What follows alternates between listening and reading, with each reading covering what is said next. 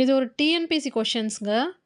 In 1690 Fort Saint David was built by the British in Cuddalore. இதுலேயே 3 answers இருக்குது. Year இருக்குது, அது என்ன ஃபோர்ட்டுன்னு இருக்குது, எங்கே கட்டினாங்கன்னு இருக்குது, அப்புறம் வந்துட்டு யார் கட்டினாங்கன்னு இருக்குது, பிரிட்டிஷ். ஓகேங்களா? In 1690 Fort Saint David was built by the British in Cuddalore. Next இது 8th ஸ்டாண்டர்ட் புக்கில் இருக்குது. நெக்ஸ்ட்டு டூ யூ நோவில் கண்டிப்பாக வரும் டிஎன்பிசி கொஷின்ஸில். Danish called Tranquebar as Danasbarg. The king of Denmark sent Ziegenbalg to India. Ziegenbalg set up a printing press at Tranquebar. ஓகேவா? ட்ரான்கியூபார்ன்றது என்ன, nothing but Tharangambadi. சரிங்களா?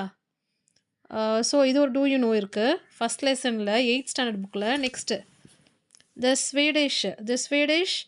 The Swedish East India Company was found in Gothenburg, Sweden in 1731 for the purpose of conducting trade with the Far East. The venture was inspired by the success of the Dutch East India Company and the British East India Company. சரிங்களா?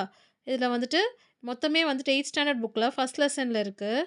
ஹிஸ்ட்ரியில் two you know மொத்தமே வந்துட்டு அந்த லெசனில் மொத்தம் 3 இருக்குது. இப்போ அந்த 3த்தையும் பார்த்தாச்சு.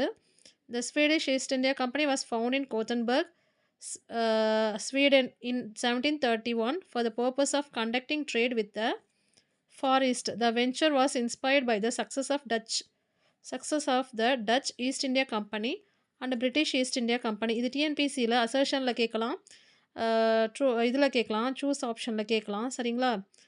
இந்த சேனல் யூஸ்ஃபுல்லாக இருந்தால் சப்ஸ்கிரைப் பண்ணிக்கோங்கம்மா. தேங்க்யூ.